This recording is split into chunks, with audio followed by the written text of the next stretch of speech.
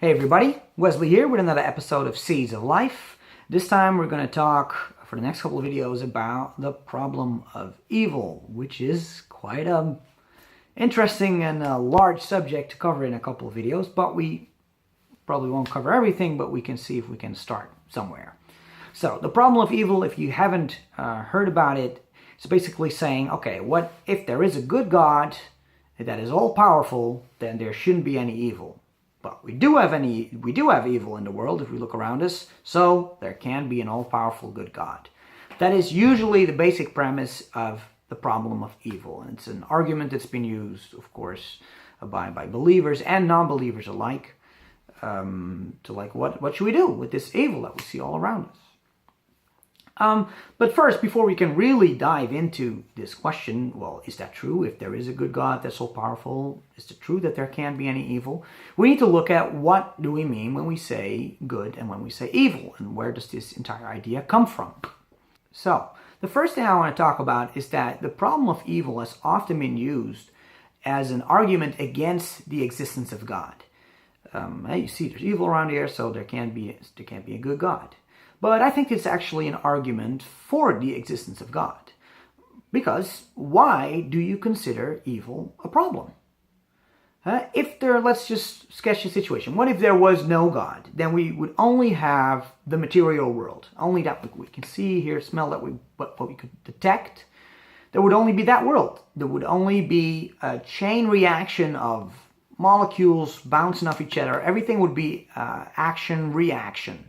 So there would be no real purpose, there would be no real meaning, there would be no real morality as we know it. Morality would then just be a description of a certain behavior that we see in the human experience. That humans label certain behavior as evil and label certain behavior as good, but there would be no real objective value behind it. It would just be saying like, well, you would have what you call subjective morality.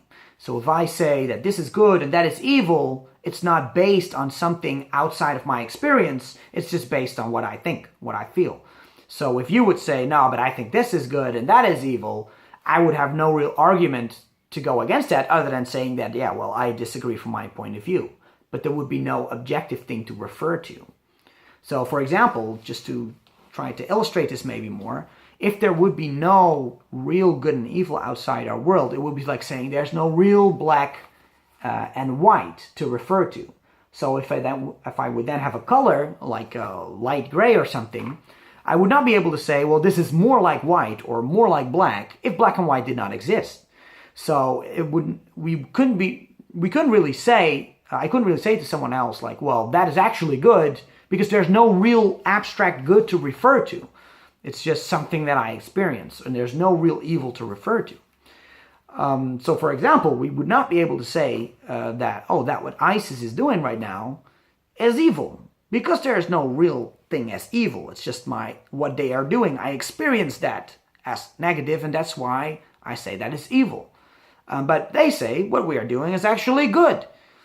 And I would not really be able to counter that other than that, yeah, but you're hurting me or you're hurting someone else. And I would say, well, so what? Why is hurting people bad?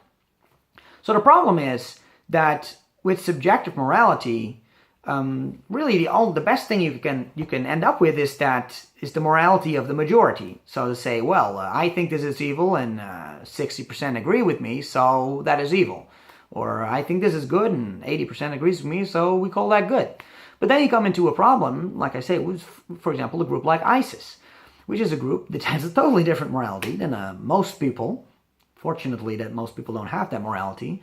But when we look at ISIS and we say that is evil, that we don't mean that as in that is my opinion, as in with saying like as you would say like, yeah, I like strawberry and they happen to like chocolate. We don't see it as that. No, we do actually refer to evil in the sense that what they are doing is actually wrong. It's evil, it should be punished, and it will always be evil, this behavior. This doesn't have to do with how I feel, with how I look at it, with my opinion. No, this is evil. And I think we can see the same thing when we come to things like torture, or like with children that are abused. And when we look at that, we don't say that like, well, it happens to be that most people have the opinion that you shouldn't do that. No, we actually see that as something that should not occur and that should be stopped. And so we are actually referring to this outside standard of evil. There is this objective thing called evil that we are referring to, and we're saying, yeah, you are exactly like that. So this color is exactly like black. What you are doing is black. It's not good. And when something is good, we would be saying, yeah, when we say someone is doing something great, we are saying, what we're actually saying is that, yeah, there is somewhere this abstract right, abstract good that you are now coming very close to. So your color is closer to white in a way. But that objective reality, how could that exist if there was no God? Because there really is nothing outside this universe then. So when we do go to, for example, the Christian worldview, it says that God is good.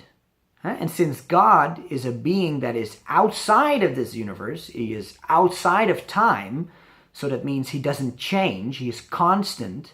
That means that we would now have an objective frame of reference for behavior, for morality. If God is good and he is constant and he is always like that, then it would be saying that good here on earth that we see is behavior or thoughts that is corresponding to what God is. And that is actually the Christian definition of good. It is the nature of God. So if we do something according to the nature of God, then that is what the Bible calls good. And if we do something against the nature of God, then that is something what the Bible calls evil. So to come back to my original point of why is the problem of evil a problem, that this actually points to the existence of God. That is because evil has always been around.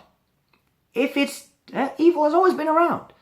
As long as we can go back in the history books, we can see that there has always been evil.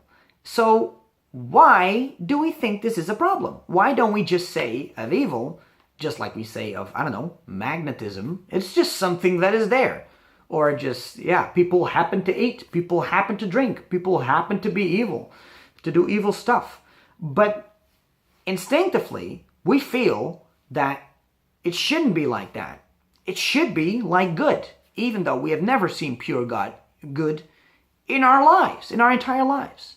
So to me, just to kind of sum this up, for the problem of evil to be a problem, one, there needs to be such a thing as real good and evil. There needs to be an objective standard of good and evil. And I think that humans throughout history have always had this experience, that there really is such a thing as good and as evil. Even though we might disagree on what they were, we all feel like they are real points that we are referring to. And that's why I also don't agree with worldviews that say that you could just flip them. Well, we just happen to name this good and evil, but you could also could be the other way around. Kind of like the yin-yang idea, like good and evil hold each other in this balance, and you both need to have them. Just purely from an observational point of view, you could argue that because, like I say, evil is all around us. So why wouldn't it just be part of our experience? But we don't only see that good and evil and have these standards, we also have a very strong inclination towards good. We feel, like I say, the problem of evil, this whole idea of the problem of evil is not only that we observe two things that we refer to as a good and an evil, but that this evil is a problem. It shouldn't be here. We want good. We are inclined to want good, even though we've never really seen this. So to me, that is because, well, from a Christian point of view, we were made in the image of God, and God is good. He is that objective frame of reference where we get the good and evil, but where we also get, it should be good. Evil does not have to exist. If God is good and God is the basis of existence, like one of God's name is the great I am that I am. I'm just basically saying I exist, I'm here, and it is good. So evil does not need to be here. Evil is but a corruption of good. It's just a corruption of good. That's something we talk about in the next video. But because we also have this inclination towards good, that actually points to me to that reality of God, that we're made in the image of God. We were made to be good. And like I say, our human experience doesn't give us any evidence for this, that there should be no evil, because it's all around. But the interesting thing is, like I say, in Christianity, it actually says that mankind did start off like that, without evil. It started off good. And it, of course, says that there will be a time in the future that evil will be dealt with, and again, that good will prevail. So exactly that feeling that we have of the problem of evil, that problem will indeed be solved. So, we'll continue on this in the next video. Lots to talk about, lots to think about. Take some time to maybe look at this again. What do I think about this? What do you think about that? Subjective versus objective morality. What does that mean for my morality if I indeed believe there's no God, or if there is a God? Take some time to think about this, and I'll see you in the next video. Be blessed.